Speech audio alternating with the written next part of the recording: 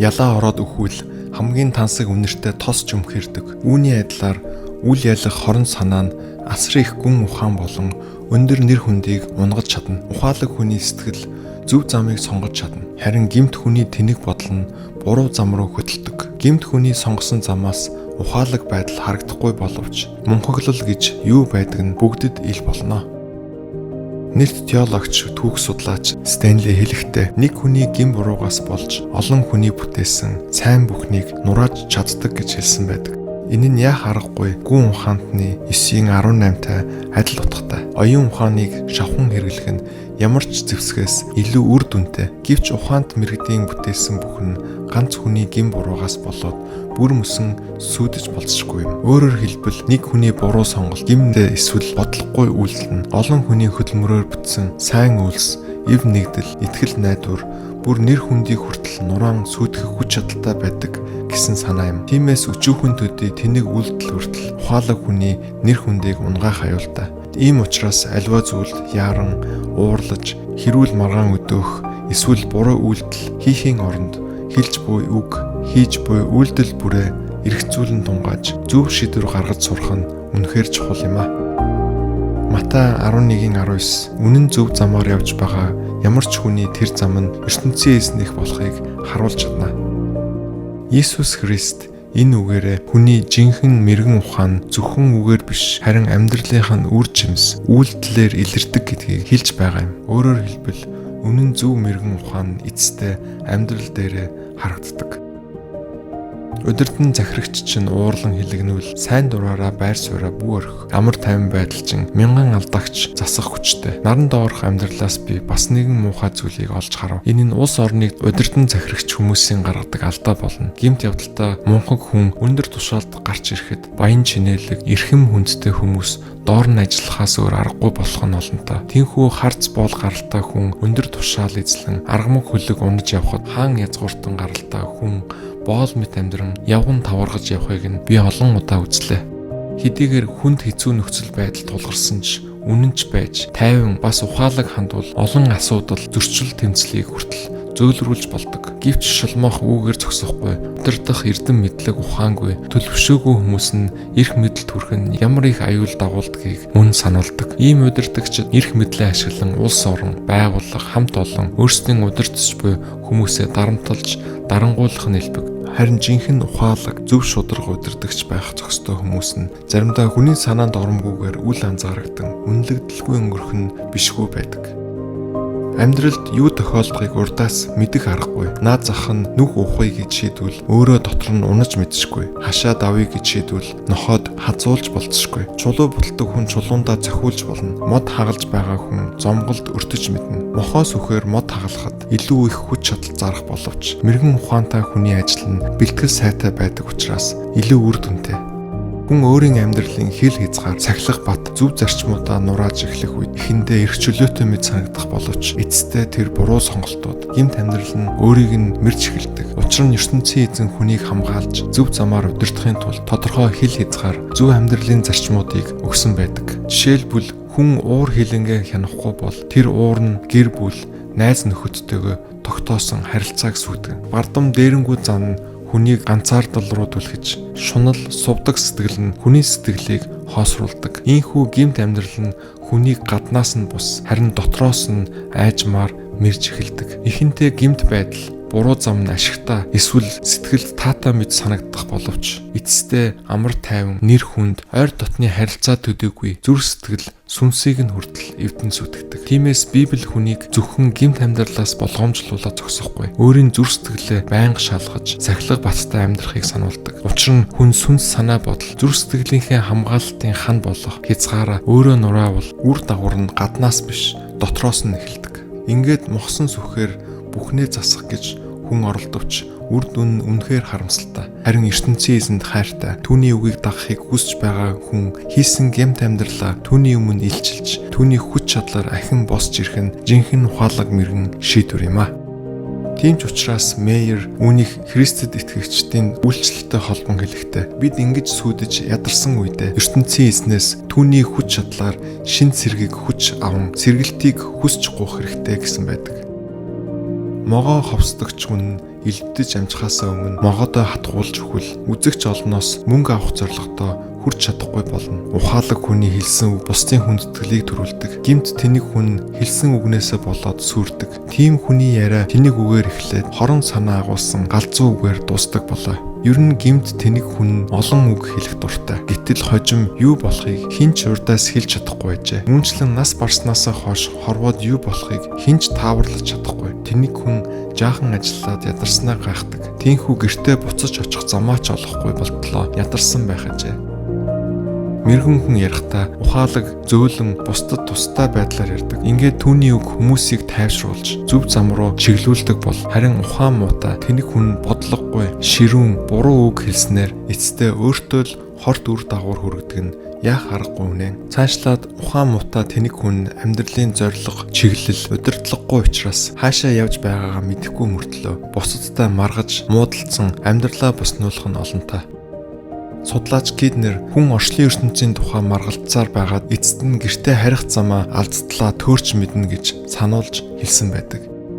Улсын эзэн хаан хүүхэд мэд уучраа олохгүй байдлан сайд нар нь өглөөнөөс ахуулаад зөвхөн идэж уун наргиж сэнгэдэг байвал тэр улс уруудан дороотох болно. Харин мэдлэг ихтэй, дэг журамтай, язгуур сайтай хүний үр улсыг захирч сайд нар нь хүлчүүрэхийн тулд биш, харин хүч тэнхээ сэлбэхийн тулд хоолдог байвал тэр улс өөдлөн дэвжих болно. Улс орны хамгийн чухал хэрэгцээ бол боловсралтай, төлөвшсөн, ухаалаг удирдагчтай байх явдал юм. Өнөөдөр бид төрийн тэргүүнээ сонгохдоо зөвхөн үзмж, хувийн таашаал, эсвэл хий хоосон амлалтаар бус. Харин улс орн болон төрийн байгууллагыг удирдах бодит боловсрал, чадвар, туршлага дээр нь тулгуурлан үнэлж сонгох нь чухал. Харин ийм чадвар төлөвшөлгүй удирдлагад орсон улс орн эсвэл хамт олон ямар их эмгэнэлтэй байдалд хүрдгийг бид мартаж болохгүй.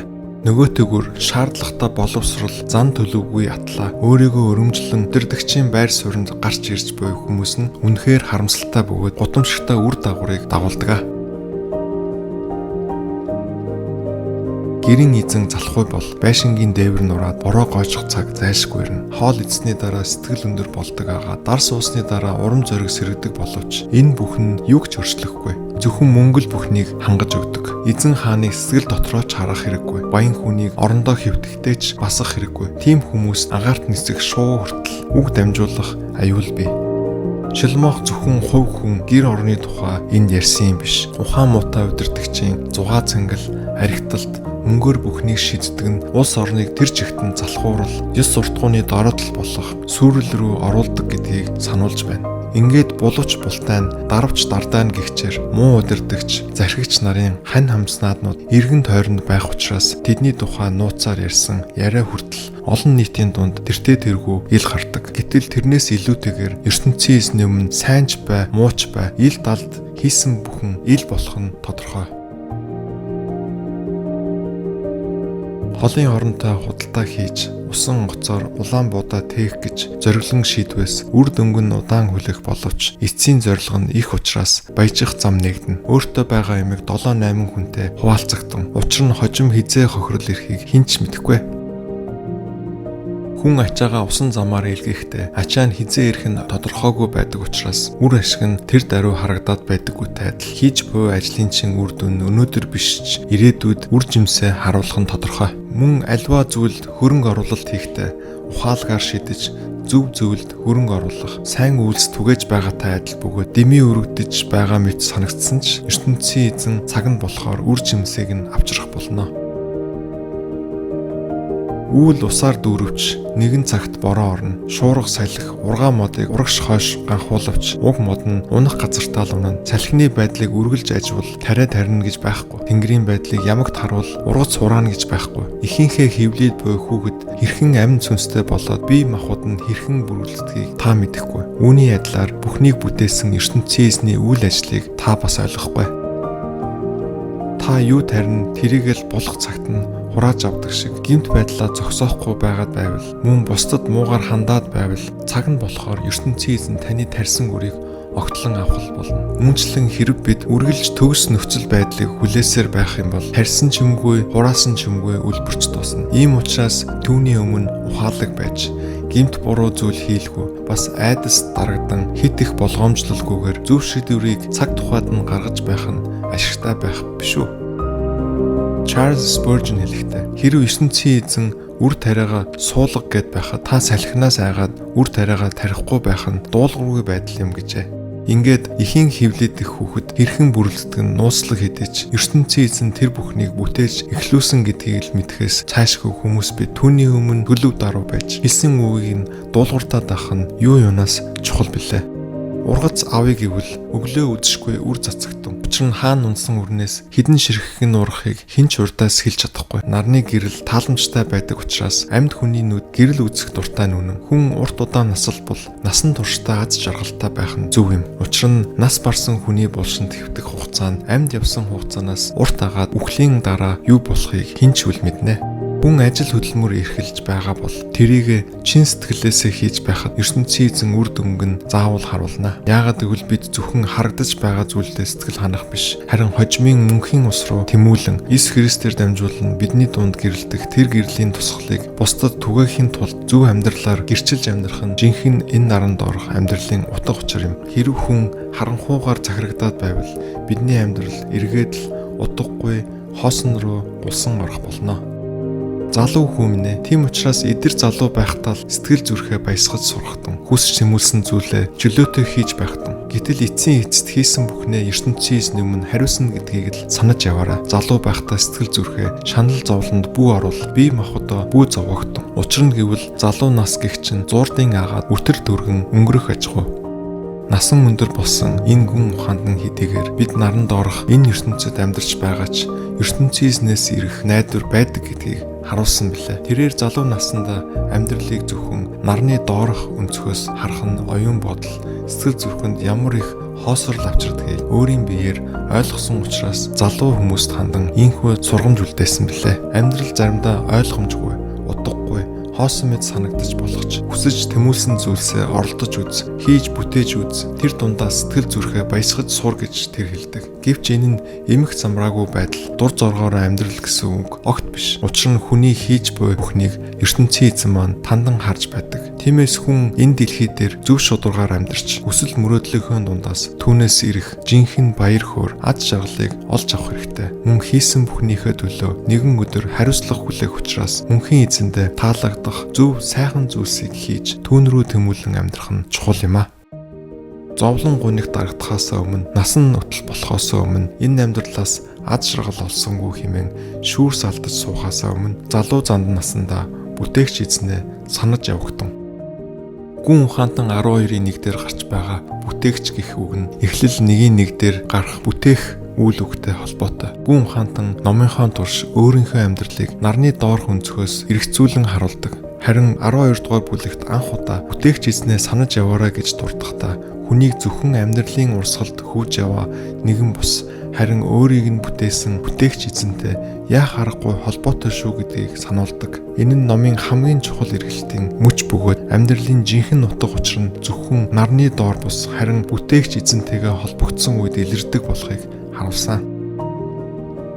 Хүн өтлөөд ирэхэд нар сар оддын гэрэл хүртэл бүхэг шиг болоод борооны дараах тэнгэрч цэлмэхэ болох шиг санагддаг. Нэг л мэдхэд эр биечин өгшөрч салганан хүчт нуруучин бүгтийн цөөхөн хідэн шүдэрэ хоол идэхэд хэцүү болж нүдний чин гал бүхэж муудна. Дүлэрч хатуурсан чихчин удамчны дуу чимээг сонсгоо болоод гурил дээрэмдэх таата чимээ бүдгэрэн үүрээр жиргэх шуудын дуунаар цэрэн сэрвэгнэх хэрнээ чихэнд чимэгтэй хөгжмийн дуу сулхан сонсогдох болно. Өндөрт гарахаас зүрх алдан явган явхтаа хүртэл бэртэх хосол бий. Толгойтой үс тоош ирэхээр цайсаар бууралдаж хөдлөгтэй хүртэл хөшүүн хойрог болоод хүсэл тэмүүлэлж унтардаг аваа. Ийхүү эцэст нь хүн гихч үүр нутаглах газартаа орж одохо цогцыг нь оршуулах гашуудлын цуваа гудамжаар үргэлжлэнэ. Хүн нас барах нь мөнгөн гинжээр дүжилсэн алтан дэлүү газарт унан хаг үсрэхийн адил буюу эсвэл худгийн хүр дэвдрэн зогсоход доорн дүжилсэн хувин бут нэргүүлэхийн адил болоо. Хүний бие махбод нь газар шорооноос бүтээгдсэн агаад нас барахдаа мөн л тийшээ орох ажээ. Үүнчлэн хүний сүнс халин одохдоо түүнийг өгсөн ертөнцийн эзэндээ л буцаж очино. Тиймээс залуу зандан насандаа бүтээгч эзнээ санаж явагтун.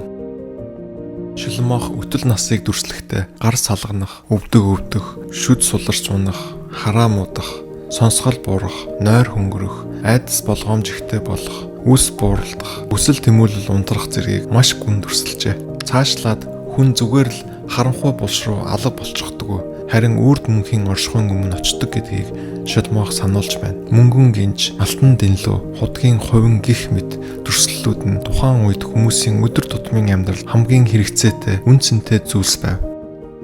Шоломох эдгээрийг хүний амьдралдаа зүйрлэн амьдрал хичнээн эрхэм нандин болохыг харуулдаг. Нэгэнт эвдэрч хэмгэрсэн бол буцаан хэвэнд нь оруулахад бэрх. Үүнтэй адил хүний амьдралч мөн төгсгөлтэй гэдгийг сануулж байна. Хүн өгөхөд зөвхөн бие махбод нь газарт буцдаг төдийгүй сүнс нь бүтээгч эзнийхээ өмнө очихоос өөр аргагүй болдог. Энэ бол хүний хизээж бултаж үүсгэж үл чадах цорын ганц үн юм а. Тийм учраас бид энэ наран дор амьдрах хугацаанд хариуцлага ухамсарлан амьдарч ертөнцийн эзний өмнө зөв, шударга, ариун амьдралыг эрэлхийлэх нь юунаас ч илүү чухал билээ.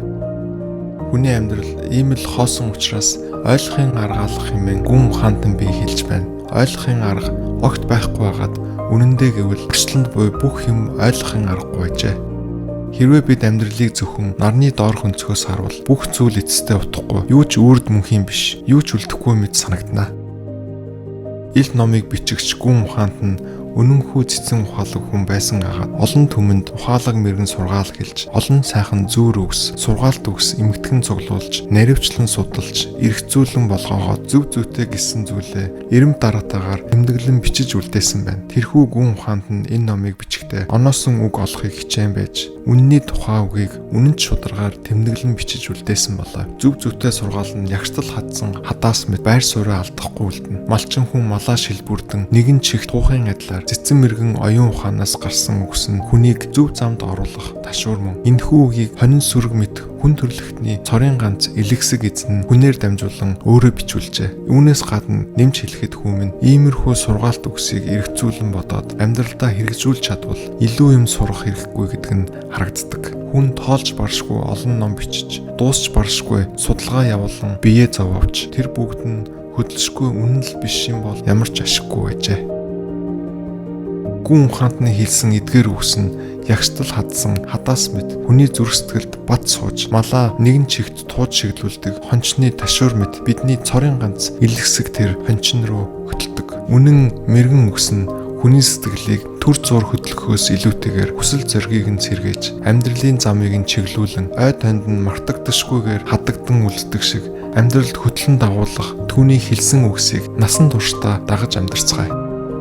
За одоо би бүгдийг тэмдэглэн бичээд үлдээлээ. Эцэст нь хэлэхэд ертөнцийн эзнээс л имэж явагдсан. Тушаасан болгоныг нь хүндэтгэн дагагдан. Энэ бол хүн бүхний хүлээсэн өргөн. Учир нь гэвэл хүн бүр сайн муу ямар ч үйлийг ил далд хийсээр амьдравч ертөнцийн эзэн бүгдийг нь шүүгээд нэгэн цагт тооцоо хийх болно. Хэрв бидний цорын ганц илгэсэг хончин болох ертөнцийн эзэн маань бидний сул дорой тогтворгүй төгс бус байдлыг мэдсээр атлаа биднийг орхилгүй үнний зам руу дахин дуудаж зааж зөвлөн зөв шударга амьдрал руу чиглүүлэхийг хүсдэг юм бол бид яагаад түүний үгийг энэ наранд орох амьдралдаа хэрэгжүүлж түүнийг дагаж амьдрч болохгүй гэж. Нэгэнт ертөнцийн эзэн өөрөө бидэнд ийм их хайр, анхаарал, төвчээртэйгээр ханддаг юм бол бид ч мөн түүний өгсөн хүч чадал, хайр инэрлэр амьдралынхаа үүрэг даалгаврыг үнэнчээр биелүүлж зөв шударга ариун амьдралыг эрэлхийлэн амьдрах нь зүй ёсны хэрэг биш гэж үү? Эцэст нь хэлэхэд хүний амьдралын жинхэнэ нутаг учир нь энэ дэлхийн төр зүрийн зүйлсэд бус харин бүхнийг бүтээгч эзэнтэйгээ хамт алхаж түүний үннээр удирдуулан амьдрахад оршдог. Тиймээс бид энэ наран доор өнгөрүүлэх өдрүүдэд хий дэмий өнгөрөх биш харин түүний өмнө дуулууртай зөв шударга хайр инэрлэр дүүрэн амьдралаар амьдрах нь хамгийн мэрэгэн сонголт билээ.